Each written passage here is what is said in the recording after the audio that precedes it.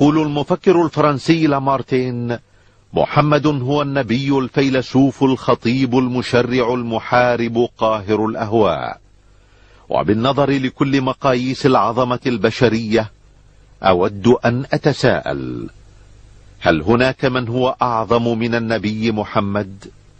أما الأديب الإنجليزي الشهير برنارد شو فيقول إن العالم أحوج ما يكون إلى رجل في تفكير محمد، هذا النبي الذي لو تولى أمر العالم اليوم لوفق في حل مشكلاتنا بما يؤمن السلام والسعادة التي يرنو البشر إليها.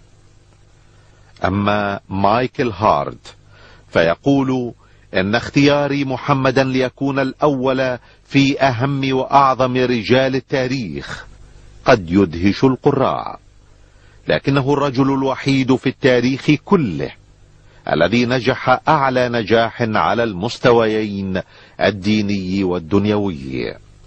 الزعيم الهندي المهاتما غاندي الذي يقول: بعد انتهائي من قراءة الجزء الثاني من حياة الرسول محمد وجدت نفسي بحاجة للتعرف أكثر على حياته العظيمة.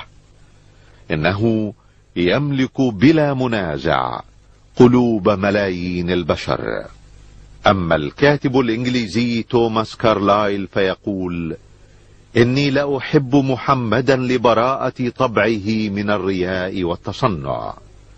إنه يخاطب بقوله الحر المبين قياصرة الروم وأكاسرة العجم، يرشدهم إلى ما يجب عليهم لهذه الحياة الدنيا والحياة الآخرة. أما الأديب البريطاني جورج ويلز فيرى في محمد صلى الله عليه وسلم أعظم من أقام دولة للعدل والتسامح. أما الباحث الإنجليزي لايتنرز فيقول: إني لأجهر برجائي بمجيء اليوم الذي يحترم فيه النصارى المسيح عليه السلام احتراما عظيما باحترامهم محمدا.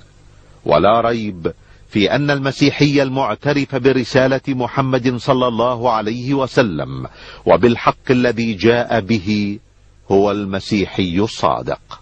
ويرى الأديب الروسي الشهير تولستوي أن شريعة محمد ستسود العالم لانسجامها مع العقل والحكمة.